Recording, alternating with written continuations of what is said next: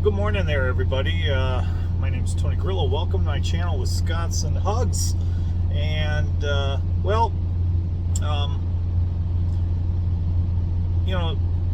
as a new content creator, you're always trying to, come up with interesting videos that you hope people will want to watch. And I've been bouncing a lot of ideas out there. And I'm just basically having fun with my channel. I just entered the foray of TikTok now. This is something new for me, so and I'm finding out there's lots of people out there that give their opinions on things. And there was one lovely young lady that she put out a TikTok about a topic that is near and dear to my heart, and that is about abortion. And the reason why I am so against abortion is because I am an adopted child. My birth mother was 18 years old. She was a student at the University of Minnesota. She was a teacher. That's what she was getting, a teaching degree. And she was dating a guy from California, apparently an art major. And he was a little bit taller than me. She was a very short lady. He was very tall. I guess they were both Italian. And he was 21. And she got pregnant.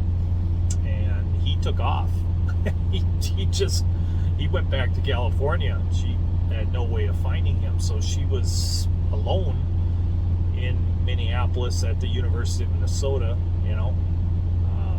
wanting to be a teacher. And she could have aborted me, and not given any thoughts about it, but I guess as a teacher, even she knew right from wrong. She knew it was murder. She knew that baby that was in her womb was a living being, and she decided, she decided even before she got her teaching degree and she went out into the world to teach young children, educate them. She taught the greatest lesson of all, and to no audience whatsoever. She gave birth to me, and then she gave me to allowed me to be adopted by my family and allowed me to live my life. And so I am forever, even though I've never met her, maybe someday I hope to meet her, and maybe I could even do a video on that someday. The parents that raised me, they both passed away, and so I know my daughter would love to know some genetic history, and she would like to know who her birth grandmother is, and my two sons as well. So yeah.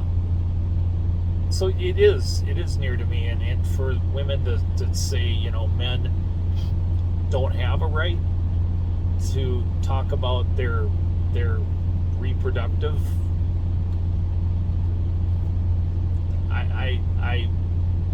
I will totally disagree with you on that, because it does affect me.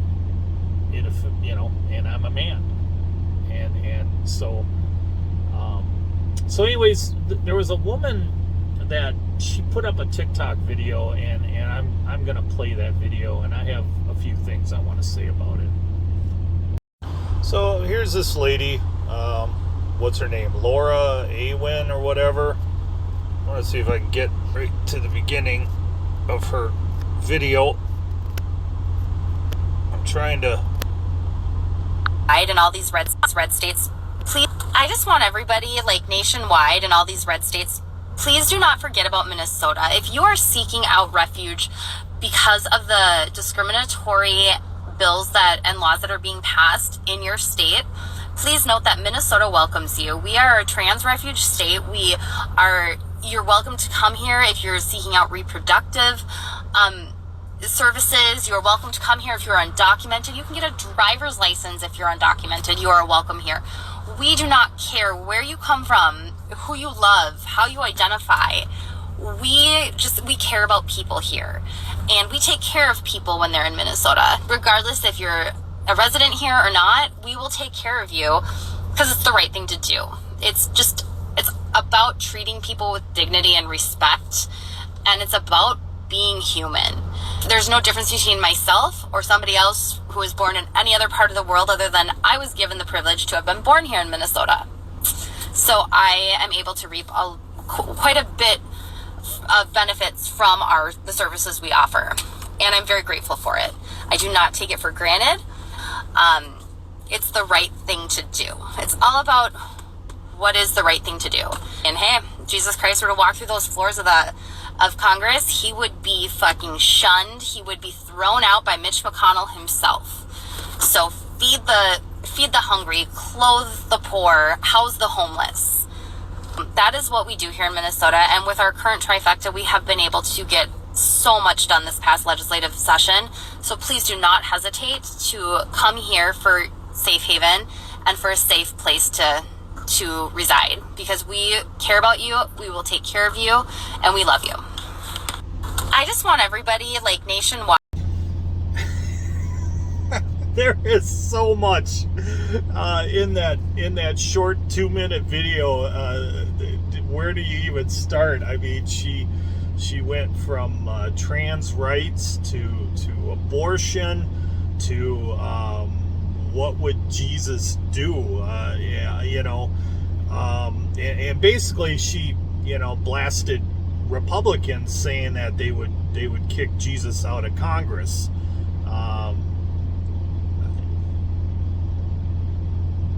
What's really interesting is her line of logic, the logic that she uses. She uses everything to make her points under caring for people.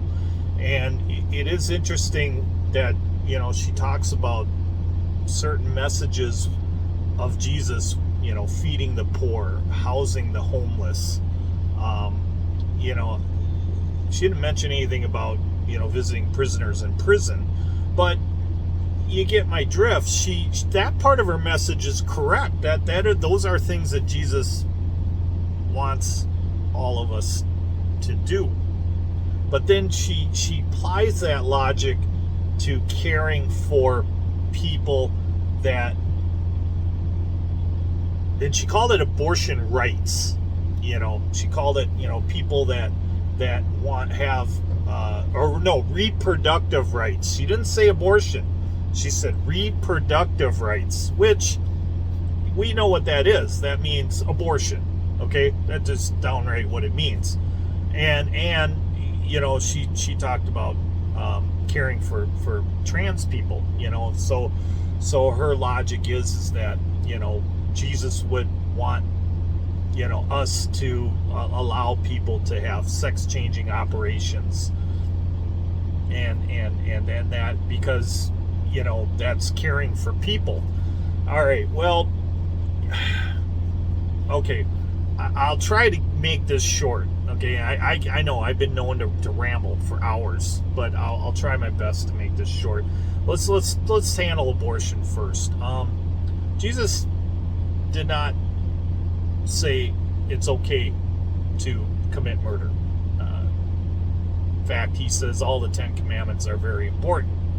Okay, and thou shalt not commit murder is one of them. Now, I asked her this question about abortion and saying it murder, and she flat out says abortion is not murder. So she's under that logic. Well, if abortion is not murder, then why is it when a pregnant woman gets killed, the person that killed that pregnant woman is charged not only with killing her, but she's also charged, that person, he or she, whoever did the murder, is also charged with killing the fetus. Okay, so that person, when you kill a pregnant woman, you actually get charged with 2 murders, and that's the way law looks at it. Okay, so there actually is a loophole in the law, and I wish the Supreme Court would tackle that. Well, they did. They sort of, in a roundabout way. Basically, they when they looked at Roe versus Wade, they said that should be a state matter, and they threw it back at the states to decide if it's legal or if it isn't legal. But most states will charge you with two murders. Okay, simple as that. So, and in your heart of hearts, you got to know that baby that's in your womb, it's alive. It's got a heart. It's thinking. It feels pain. It's kicking. It's moving.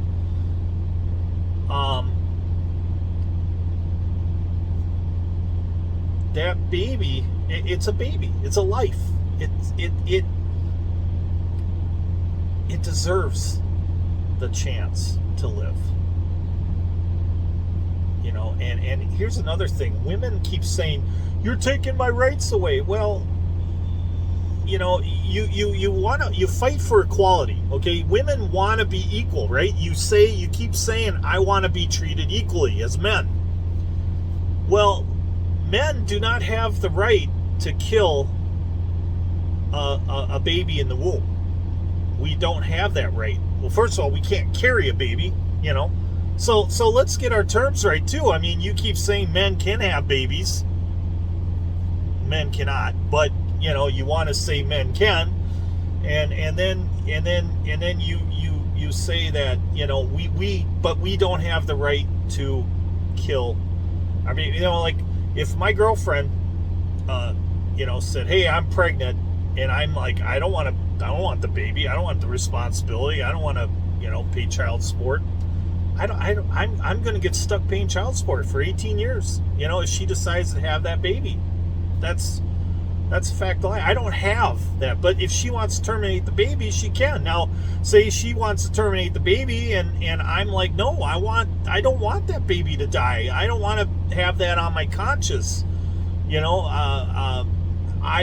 That baby deserves to live. She could go kill that baby, and I have no say in what she does. I have no say either way. So women actually have a right that men don't have. So now with Roe versus Wade being overturned, hey, women, you're back to equal grounds with men. If you're in a red state, you can't kill your baby. Just like men can't do it. And so that's how I look at it that way. Here's another thing too. Sometimes it's a baby's a blessing.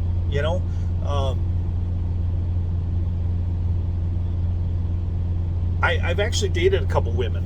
One woman that I dated, her mom was raped, date rape, at a young age, and she decided to keep the baby, and she raised her.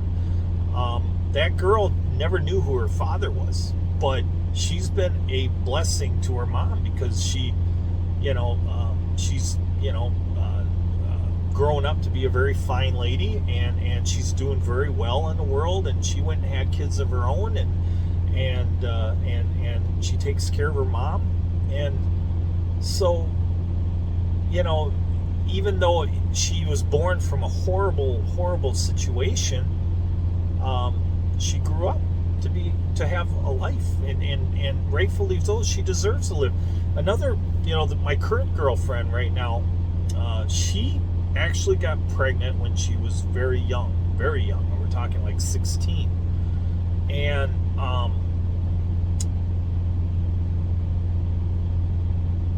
she also decided to keep her baby. She had a baby girl, a very beautiful, grown up to be a very beautiful young lady. Well, after she had the baby, she delivered the baby, a couple years later, she found out she had a heart condition, and she actually had to have open heart surgery, and she has a valve put in, and she was told she can never have another baby ever again, because the strain of carrying a baby and bringing a baby to pregnancy, delivering a baby, it would put too much toll on her heart. She would die, and the baby would die.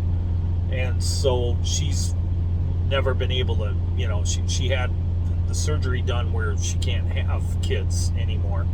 And so she has gone the rest of her life with that one daughter, and she didn't know it at the time when she was 16. She didn't know that she was never going to have another child ever again. But even she knew at 16, she knew it was wrong to kill that baby that was growing in her womb. And at 16, she took responsibility for it, and she became a mom at 16. Can you imagine that? How tough that had to have been, and raising, raising a kid. She had to grow up very quickly, and luckily she had the support of her entire family, her siblings, her mom. They supported her and got her through it. And so, I could have been aborted. That one girl I dated, she could have been aborted. And my current girlfriend, her daughter could have been aborted, and thankfully that didn't happen, because the people that were in that situation knew.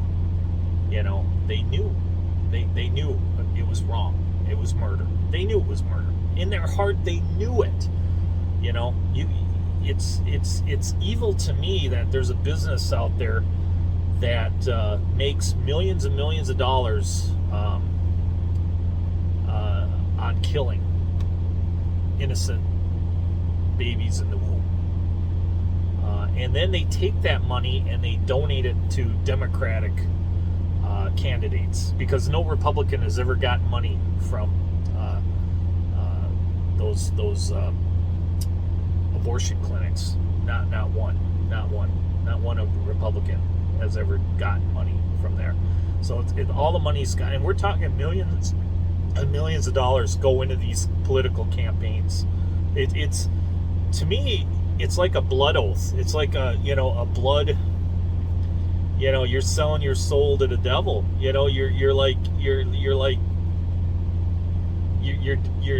getting money from a blood sacrifice. That's where you're getting your money from, is making a blood sacrifice. That's the way I look at it.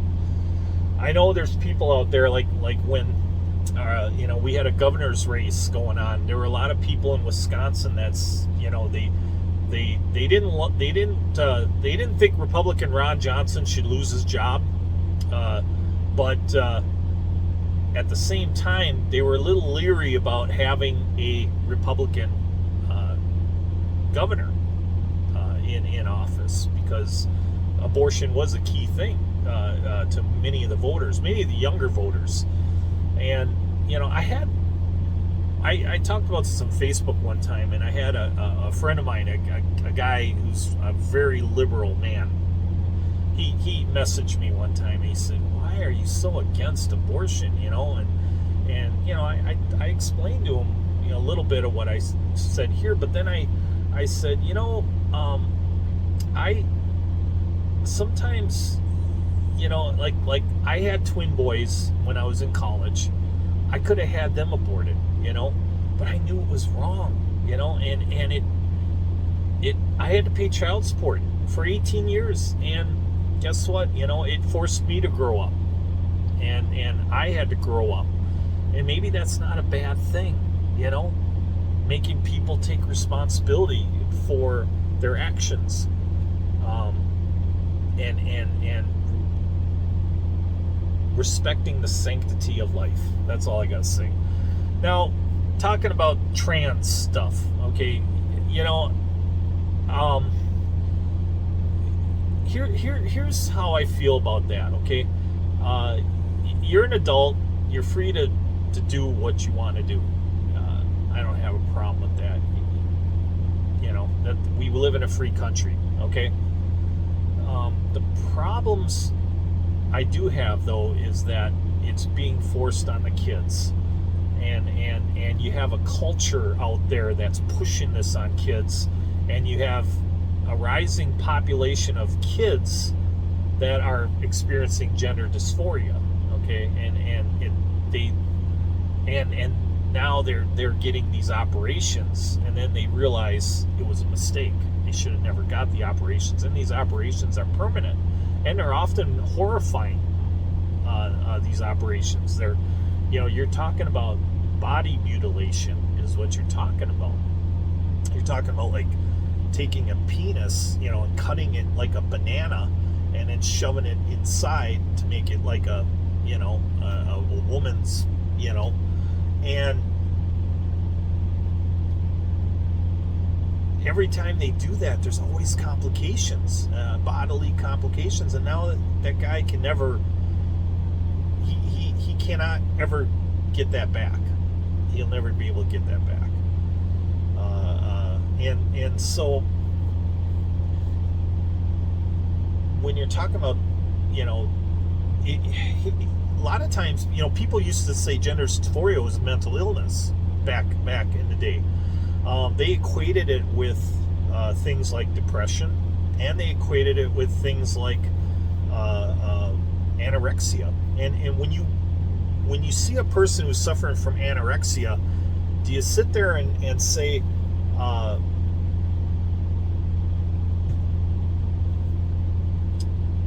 hey, you're fat? You don't affirm a person with anorexia. You don't affirm their belief that they're fat. You don't do that. You don't affirm it. Well, it's the same thing with gender dysphoria. You don't affirm that they should be a guy when they're a girl. What you do is you got to treat the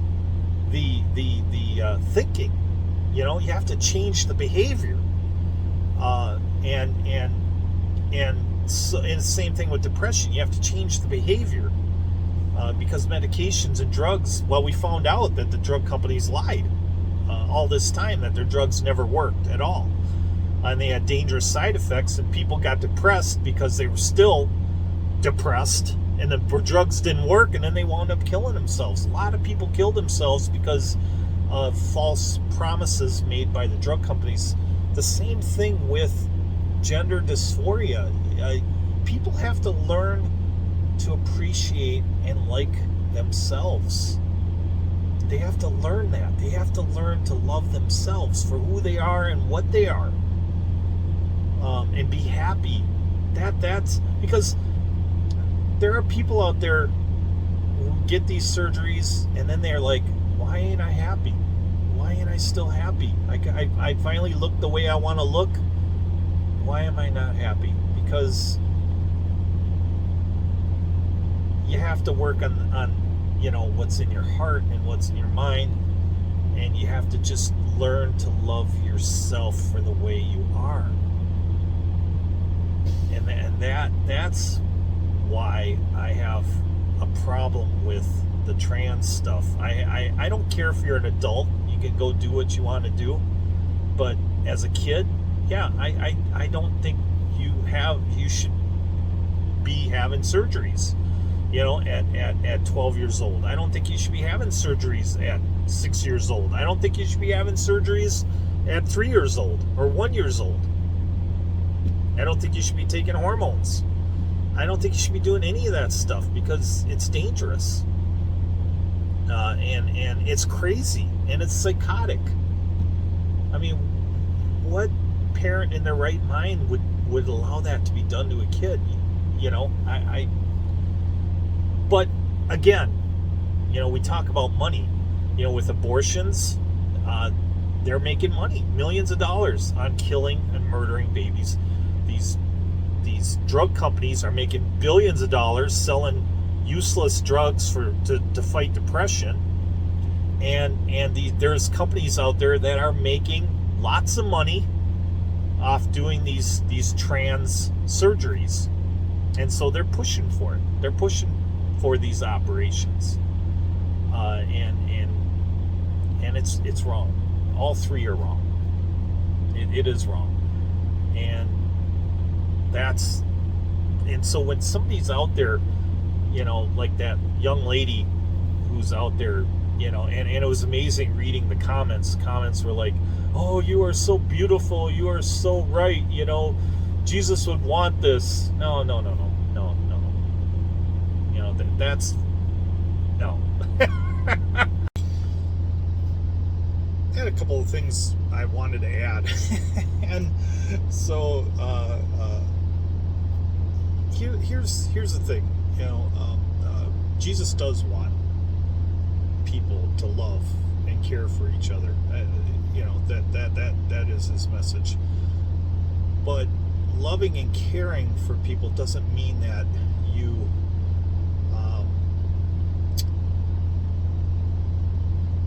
help them jump off a bridge if they want to commit suicide. That's not what love is. And so that young lady that had her message, I really feel like her thinking, her logic is misguided, and it's wrong. And unfortunately, there's a lot of people that are cheering her on, and I hate to be the guy that sits there and goes, I know everything. You're wrong. I know everything. Because I know for a fact I don't know everything. I really don't. But on this one topic, I feel like I'm passionately right on this one. And it's okay for you to not agree with me. And hopefully you don't hate me for it. It was interesting. Now getting a little off topic here, but I saw a video on YouTube where there was this young lady, and she was traveling to different college campuses all over the country, and she was asking a question to other young ladies on campus. And some of these colleges that she was at were actually very liberal colleges with liberal thinking going on, liberal doctrine being preached. That's the religion over there. And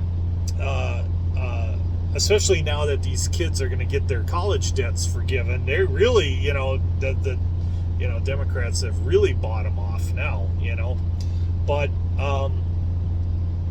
unfortunately, the generations behind them and our generations right now, we're going to pay the price. But especially the kids that follow the 2 generations from now that follow behind. Apparently there's a report that's out there that generation is a lot more conservative than what their parents are. And so it is interesting how youth tends to rebel the parents, because I remember my dad was Democrat, but he was a Kennedy Democrat. Now JFK would be a Republican now, with the way he talked, the way he thought. He said, don't talk about what your country can do for you. What can you do for your country? Get out and work. Government shouldn't be supporting you.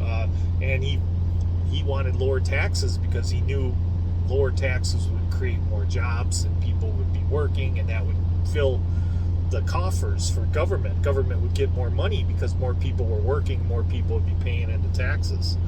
So anyhow,